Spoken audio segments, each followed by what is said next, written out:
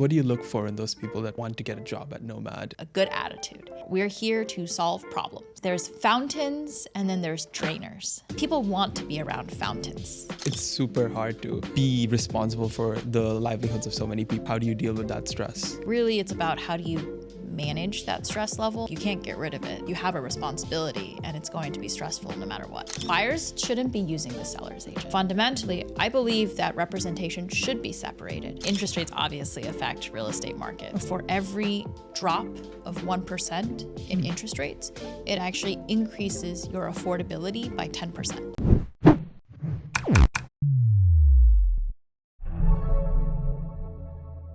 Hello, everyone. Welcome back to another episode of The Real Ones. I'm your host, Joel Alexander, co-founder and CEO of Kendal AI. Today, I'm joined by the one and only Helen Chen. Thank you so much for joining us. Thank you, Joel. Helen is the CEO of Nomad Homes. And, if you haven't heard of it, it's a $44 million venture capital backed leading MENA startup. I don't know if I'm messing up so many of the, there's so much in there. So I think you would do the best job of telling us all about that story, right? Yeah. So I'm Helen. I'm one of the co-founders and the CEO of Nomad Homes. Yes.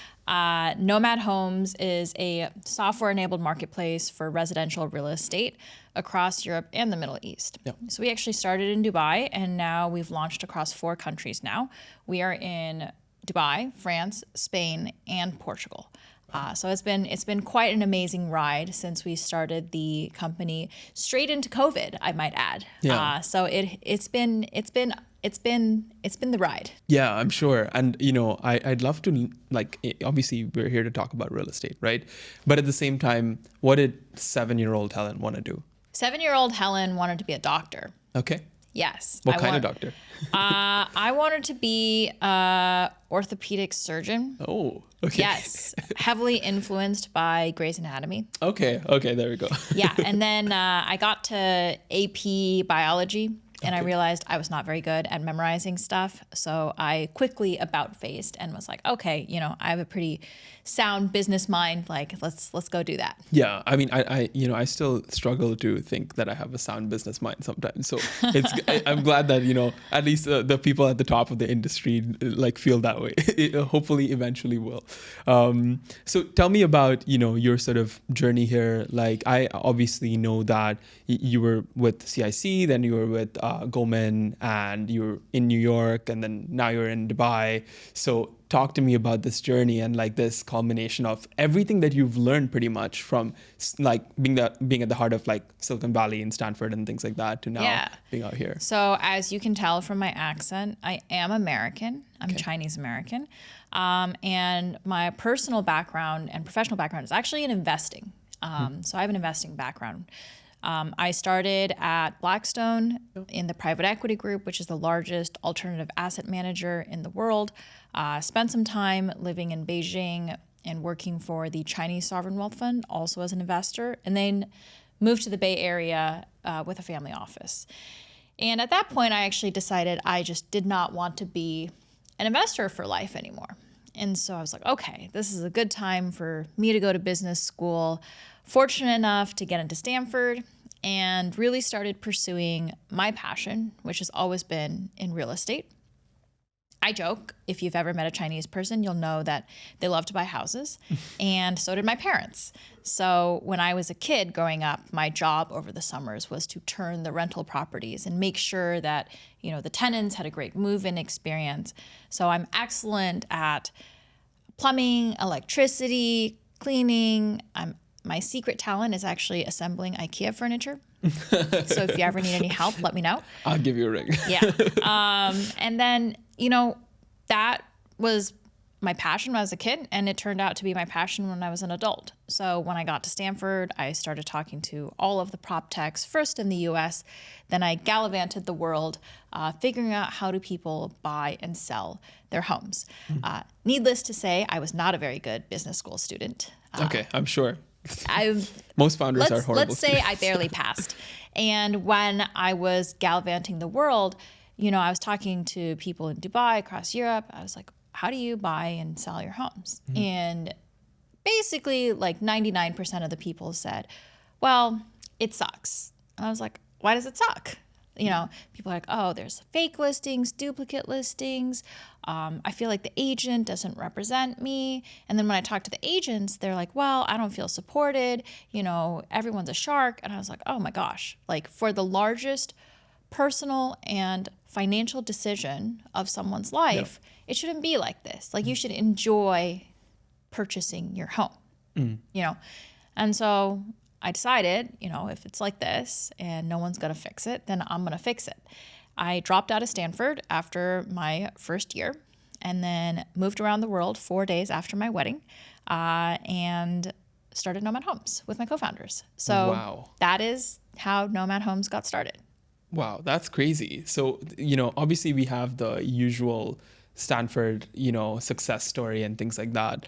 But the Stanford MBA isn't exactly like the, you know, checkbox for becoming a unicorn founder necessarily, right? So what have you seen in your peers? And like in that sense, like, do you think a Stanford MBA is worth it? Because most people I know that become successful go to Stanford, drop out, and then they become successful. So what do you think about the whole MBA piece? I think MBA for each individual is different for what they want. Yeah. I think for me, Stanford really catapulted me into doing what I loved, you know? And so while I didn't finish, it did allow me the time and the space and the opportunity to do that self-discovery portion so that, you know, my goal was to find my passion, and I found my passion. Yeah. So I think in that sense, you know, it's worth it for me because it helped me get there. Yeah, but it's also like, you know, spending $200,000 and then your obviously return from that is massive because of what you've built. But I would argue for majority of the people, it doesn't end up being that journey, right? Like, I think it depends. You know, people go to business school for different purposes. They need a break. They want to build their network. They want to switch careers. They can't do it without going to business school. So I think for each, it's really their own case in terms of what they want to do. And for me, it served its purpose for me. Yeah. And, you know, obviously you're now building one of the biggest prop techs in, well, the entire EMEA kind of region, right? Does that feel any different from, you know, just running a small mom and pop, you know, shop kind of a thing? Definitely more responsibility. I have the livelihood of 100 people on our team who are responsible for me to make decisions and, you know, steer us in the right direction. And also, I take that very seriously. Not only am I responsible for their livelihood, they have entrusted their careers to be with Nomad Homes. And that is both an honor and a responsibility. So we are still small. We're pretty nimble, to be honest. For me personally, I'm a pretty hands-on CEO. I interview everybody who comes through the door. I get to know them. I know their dogs. I know their spouses, you know, and that's really important to me. So for now, I still think we're a startup and we act like a startup. Maybe one day that will change, but for now, it's still the same. Yeah, and talk to me about that responsibility, right? Because I get the fact that it's super hard to, you know, be responsible for the livelihoods of so many people. How do you deal with that pressure? How do you deal with that stress? I lost my voice. I'll tell a funny story. I lost my voice one time, and I went to the doctor, and the doctor was like, you know, do you work a lot? I was like, yeah. He's like, do you go to the gym? I was like, yeah, I go to the gym 5 times a week. And then he's like, do you have a lot of stress in your life? I was like, yes. He's like, can you get rid of that stress? I was like, no, sorry.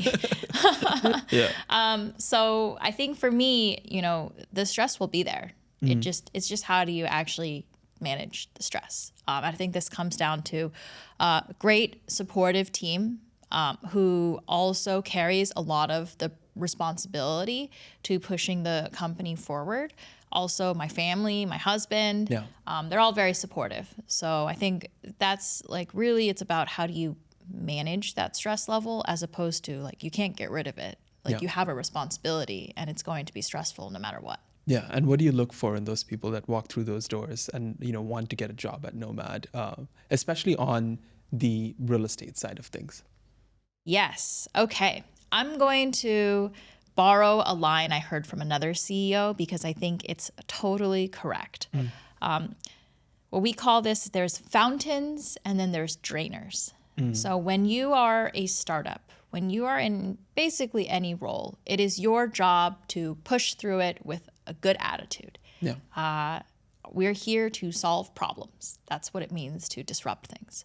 So when you are a fountain, you are always bringing that energy and taking that energy and sharing it with everybody else around you. Yep. And people want to be around fountains. You know, it's like a burst of energy.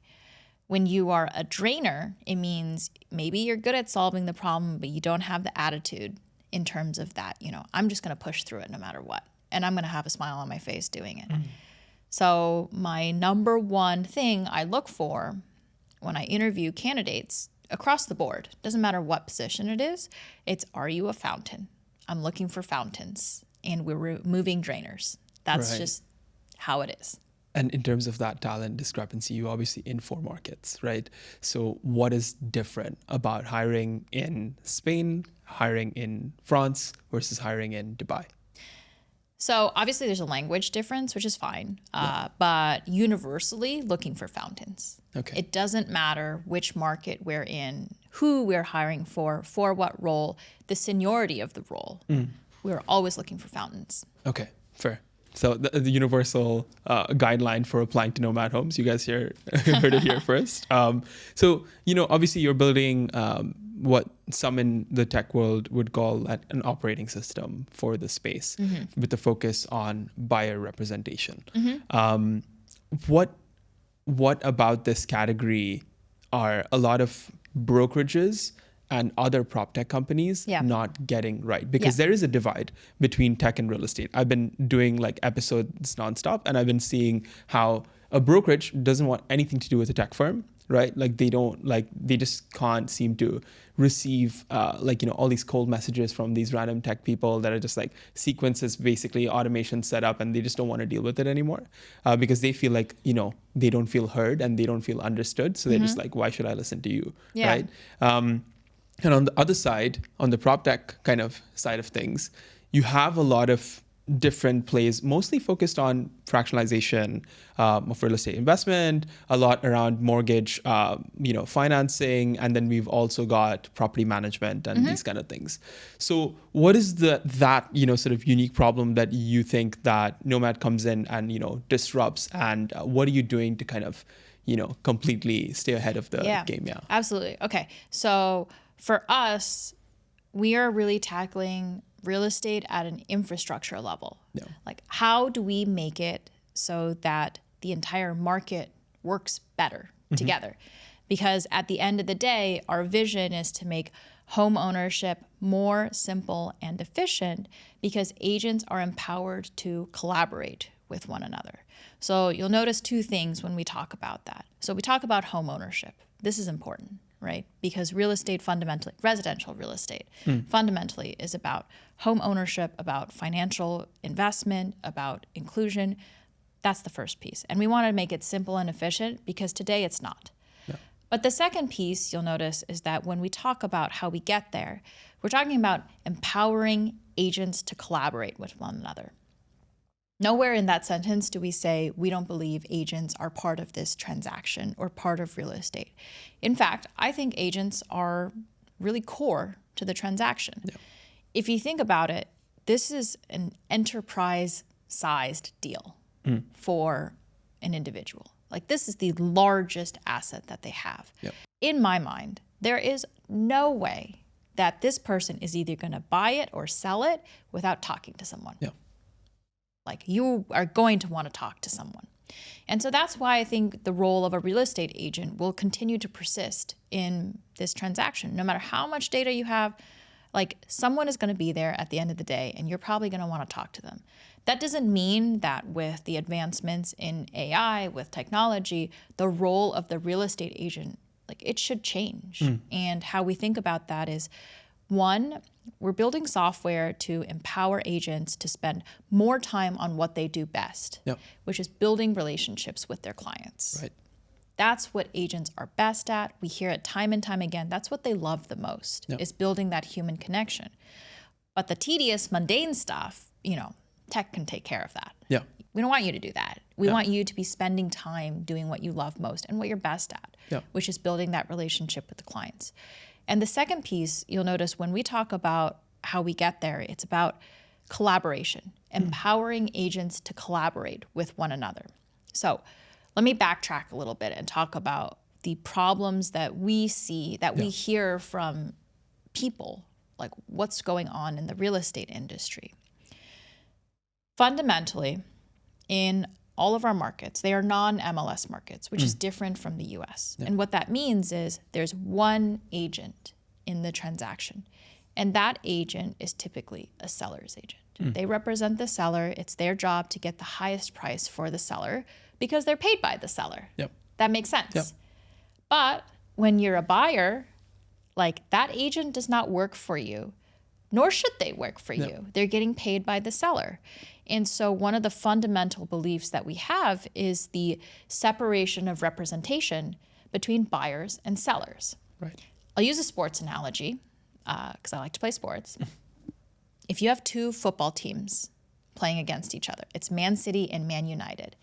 There's no way Pep is going to coach both Man City and Man United at the same time. That's just a conflict of interest. And that is the same in real estate. Buyers shouldn't be using the seller's agent. So that's a very interesting segue because the NAR just came out with the whole $418 million settlement in the US. And this is the same dilemma that's happening there right now. People are like, oh, wait, so we're going to have the same person do like buying and selling like What's interesting about the NAR settlement is really, at the end of the day, it came down to fees. There were a lot of fees. 6%, which is a lot. And, people viewed that the role of the agent wasn't evolving and they were paying too much for the value that they were bringing. So fundamentally, I believe that representation should be separated. Is it the same as what happens in real estate today, which is, a person handpicks properties, goes to every viewing with you? Probably not. But should you be buying through the seller's agent? Also no, And I think what the US consumers are going to experience pretty soon is that they're going to experience the pain that the buyers and sellers face in our markets. And they're going to be like, whoa, we actually had it pretty good. Outside of the cost of it, like it was a pretty good system. That's why it's the most liquid market in the world. 100%, right? And it's interesting how they're going to like segment that whole piece because at the 3% mark or at 4% roughly, let's say there's a reduction 30% plus, we still will need some form of segmentation between like the good brokerages, the discount brokerages, and also you have companies like Redfin, for instance, that do a purely, you don't even need to go handheld into a property viewing or anything like that. You just come onto the portal and buy it like it's an Amazon, like good pretty much, right? And they've got segmented services in the sense that that's like a 1% kind of a piece. And they've got your 2.5%. So because it depends. It depends on what kind of buyer you are. If you're a first-time home buyer, like you need the help. You don't know what's going on and you should feel confident coming into your decision. Like absolutely. Also, if you're doing, if you're trying to purchase something for $20 million, like you also want to make sure that you're making the right decision. But, maybe if you're buying your 10th investment property, like you know how to do this, like the back of your hand, you just need someone to check the contract for you. No, fair enough, right? So you've obviously, we keep going back to this number, the $44 million, right? And I'll tell you why this is big for our audience that isn't used to really seeing like venture-backed founding, founding teams and stuff like that, especially in this part of the world. In the prop tech space, it's not really the most common thing, but it's also not very common to have a woman founder at the helm of that, right? And that's not just like a talking point. It's like 2.3% of venture capital funding goes to women founders overall. And it just so happened that the biggest prop tech company in this part of the world is run by a woman. So tell me about how your fundraising experience was different. We'll start there. Yeah. Okay. So I think one statistic I should clarify on that is actually when you quoted that number, it's 2.4% of venture funding goes to female founders. but I'll bet you it's even less if they go to female founder CEOs. So I think, one, I'm actually very accustomed to being and operating in industries that are male dominated. I grew up in financial services. I worked in private equity. Like, it's the same gender imbalance there. And I think, luckily for me, I've actually never felt like I am disadvantaged in any way. Yeah. I've always felt like I had a seat at the table. I could do what I wanted. No one was really, saying, oh, you're a woman, you can't do this. No, I never experienced any of that. So that's like one great thing about this. But I think other people do experience that. So for me, if I can help show that women can operate in tech at the highest levels or in any industry, financial services, real estate, whatever, like, I'm very happy about that. And so my goal at the end of the day is one day you're just going to talk to me and I'm just going to be a founder. Yeah. I'm not going to be a woman founder. I'm not going to be woman in tech. I'm just a person in tech operating a business. Yeah, it's interesting because I had Sylvia Aldawi on the podcast and she was talking about this as well, because I, as a man, feel the compulsion to ask you about that particular thing, and maybe that shouldn't be a thing, right? But then you have also the other side of things, like, why didn't you ask about that? Do you know how hard it is, right? So it's two ends of the people that are sitting across the aisle from me are usually saying, hey, I can run circles around any ring, not just one that says woman/ring, right? And that's what you are doing, right? And Sylvia was actually of the opinion that in real estate, you don't have a diversity problem. Tech, yes, we do. But real estate, not so much, especially in this market. She says that I believe it was 30 to 40% where women are like the top agents and off like different brokerages and things like that. So that was her perspective on that. So that's a very valid opinion. So yeah, but I think a big piece of it is, like you ask about, I'm supportive of it because there is a huge disparity, especially in tech, right? Especially in venture-backed tech companies. There's just very few people who look like me, which is fine. But, having men like yourselves, men on our team who are supportive of that, I think that's also part of the change. It's not just up to the women, it's also up to the men to really like push it forward. Yeah, and there's, like you said, there's very few people like that look like you in the space. Who do you look up to? Yeah. Okay. So I'm very fortunate to have a great group of investors who have, believed in us, have given us those $44 million to build what we have built. And so I think for me, I'm actually very fortunate to have some great operators and funds on our cap table. So I'll just talk about the operators first. Spencer Raskoff, who's the founder of Zillow, is one of our investors. Obviously, if you're in prop tech, like, that's a prop tech that you look up to. I am a power user of Zillow. Love to use it. So it's great that, you can bounce ideas off of him. He gives advice, and I think that's a great thing. Other operators on our cap table, very fortunate to have Dick Costello and Adam Bain, who were the former, CEO execs of Twitter, when Twitter was still Twitter. And I think this off platform just for calling it Twitter. X, now known as X, formerly known as Twitter. Elon, you heard it here. And I think, other execs who are operators, we have angel investors like Don Huang, who was a senior exec at Revolut.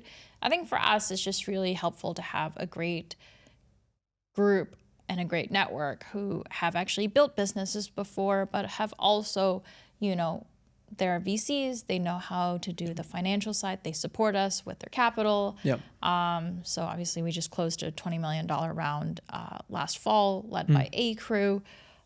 We have other investors who invested in Kareem in the area. So we're just very fortunate, to be honest, that people are supportive. People are willing to lend their time when we have questions, because believe me, when you are in a startup, in the day-to-day, you have questions and things go wrong all the time.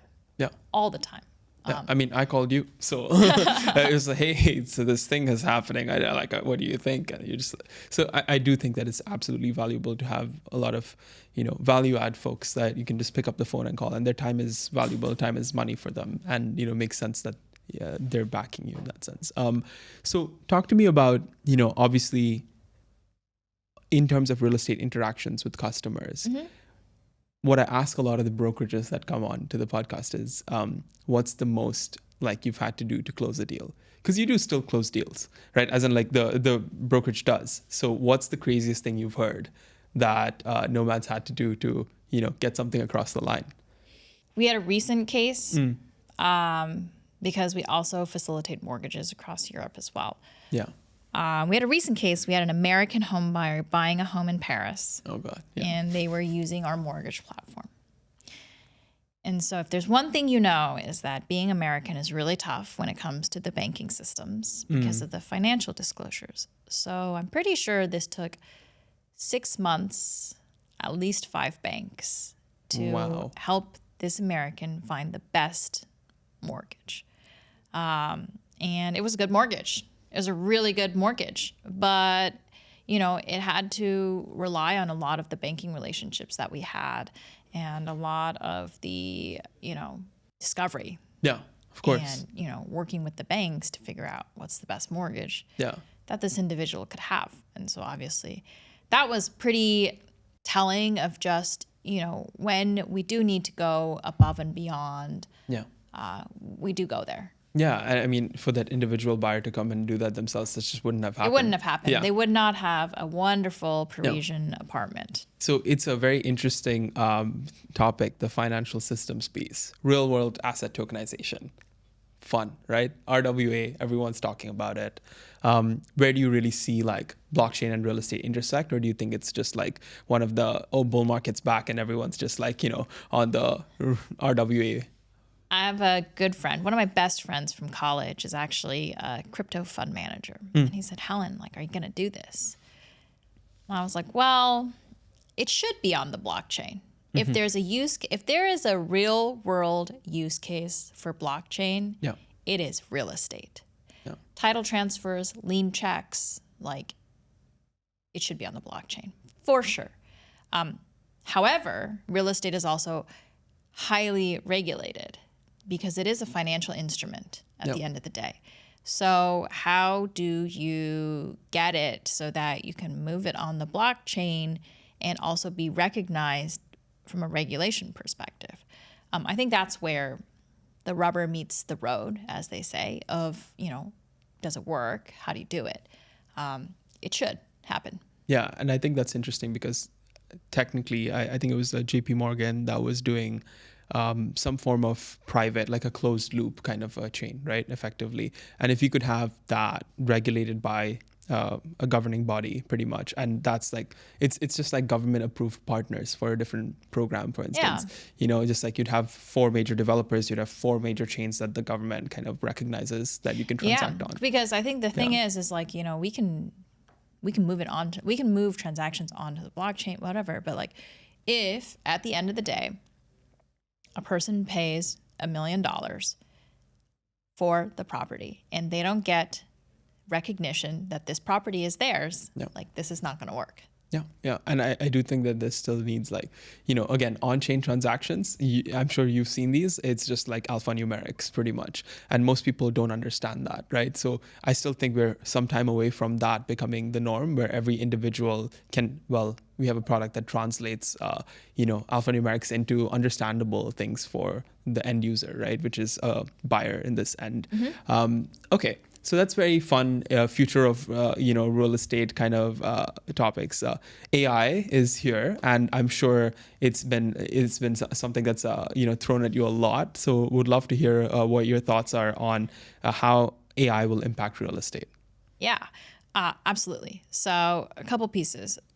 I think one, when you heard me say, the real estate agents are here to stay. They are here to stay. But our core belief is that the role of the real estate agent will evolve over time, and that is courtesy of AI. It's the way that the GPTs of the world have evolved makes it so that the role of the agent is now in a position to evolve. Because historically, we thought about adding AI into our product historically, but it wasn't good enough because this is such a high value transaction. Like you cannot mess it up. Yep. Cannot. And the agents are kind of control freaks and they don't want to allow anybody else into, they want to be in control. Yep. Because they have a responsibility to their clients. Of course. So that makes sense, right? But now the AI can help them. Like it is good enough now where if someone is messaging with a buyer, you don't necessarily know if it's the AI or if it's the real estate agent. When it comes down to negotiations and offer strategies, like that's the point where the real estate agents have a huge advantage in the know-how that they know and the relationships that they have with the clients. And that's what we say, how do we make it so that you do what you do best, what you love the most and is the highest value add to clients, and we take off the really boring stuff for you that you actually don't like. No, absolutely. I completely agree with you. It's interesting because when I speak to brokers, they are very scared that, their voice will not get replicated in a lead qualification process, in a post lead qualification process. So they don't want AI to sort of come in sometimes. Yeah, absolutely. And this is one of the pieces that we are developing in our Nomad Agent product, which is our vertical software for real estate agents. We are actually putting the agents in control because we hear this a lot. They don't want to relinquish control. And that's totally understandable. So what we do instead is we prompt. We say, okay, you should send this message to this client. Yeah. And you can edit the message. Yeah. Or you can just send the message. Up to you. Yeah. But we already pre-drafted the message for you. Gotcha. So your life just becomes easier. Your life becomes easier. Yeah. You don't have to remember to send this message. You don't need to write the message. You can edit the message. But normally the message is pretty correct. Yeah, exactly. And I've asked you about a range of different questions today. What have I not asked you about that I should have asked you about? One interesting topic that you did not ask about today is actually interest rates. Oh, okay. This wasn't Bloomberg, but let's go. Okay. Yeah. Talk to me about interest rates. I mean, interest rates obviously affect real estate markets. Of course, yeah. We've actually seen that across the board, across all our markets, interest rates have actually come down about 1%. I can speak about Dubai today. So Dubai interest rates are now below 4%. Yep. And that is amazing because it used to be close to a peak of about 5% about a year ago. And what's interesting is that for every drop of 1% in interest rates, it actually increases your affordability by 10%. Yeah.